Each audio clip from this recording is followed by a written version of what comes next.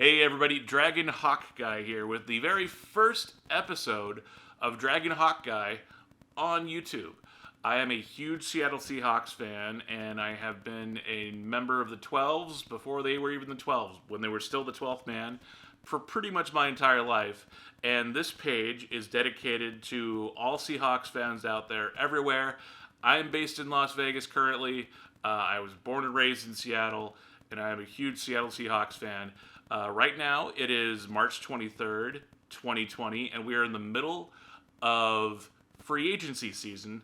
So let's go ahead and start talking about the Seahawks free agent moves this week. First up, it's been a really busy offseason so far, and in the very first week, one of the first things the Seahawks did was re-sign defensive tackle Jarran Reed to a 2-year, $23 million contract extension that will keep him in Seattle through the 2021 season.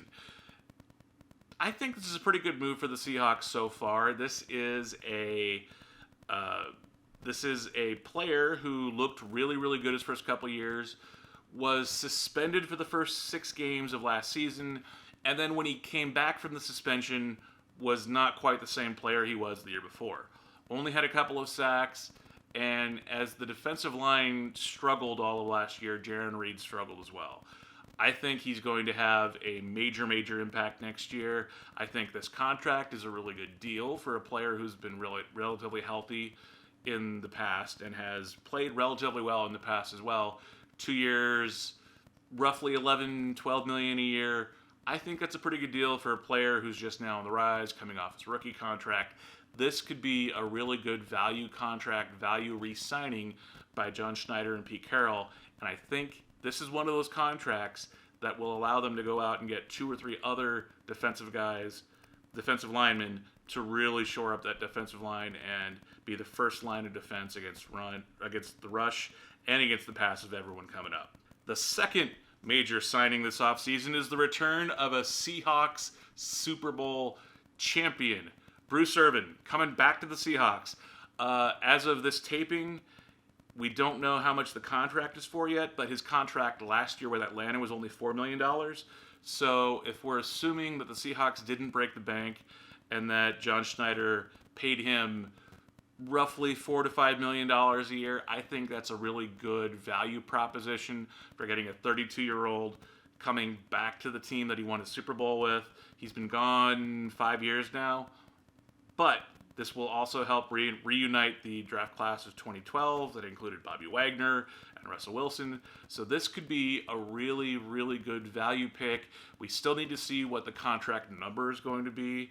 But again, value, price point. I think this could be a really nice price point addition of re-adding Bruce Irvin, a veteran, relatively healthy. This is a guy who can add a lot of depth, a lot of punch, and a lot of speed and athleticism to the Seahawks defensive line that was sorely lacking last year, especially given the injuries that happened with pretty much everyone on the defensive line, but specifically Ziggy Ansah and Jadeveon Clowney. So welcome back to Seattle. Bruce Irvin, Super Bowl champion. Are we going to come to another one? We'll have to wait and see. And the third major story coming out of the first week of Seahawks training camp, sad news to report, former Seahawk punter and Super Bowl champion John Ryan has announced that he is fighting skin cancer. He was supposed to have surgery last week, but unfortunately, due to the pandemic going on right now, his surgery was canceled and his treatment is being delayed. Fortunately, John and his wife believe that he will have a full recovery, so thoughts and prayers going out to John Ryan and his family for a speedy recovery, and hopefully he will be healed up and cancer-free very soon. And the fourth and final piece of news this week, the Seahawks signed 4 offensive linemen. That's right, count them, 1, 2, 3, and 4 offensive linemen to free agent contracts. None of these guys appear to be world beaters. None of them are Pro Bowlers. Thankfully, none of them broke the bank either, so if some of these guys don't work out, it's not going to kill the salary cap. So 4 offensive linemen. Hopefully, if we can get 2 to 3 starters out of them, it'll be worth it and be decent deals. Pro Football Focus has rated some of these offensive linemen better than the ones the Seahawks had last year. So hopefully these are good moves. In John Schneider, I trust. In Pete Carroll, I trust. Thanks everybody for tuning in to the very first episode here on dragonhawkguy. I will be coming to you at least once a week during the off season as we go through, sign free agents, and work towards the draft, and then eventually get towards training camp. Hopefully then I will be upping my number of videos that I post per week.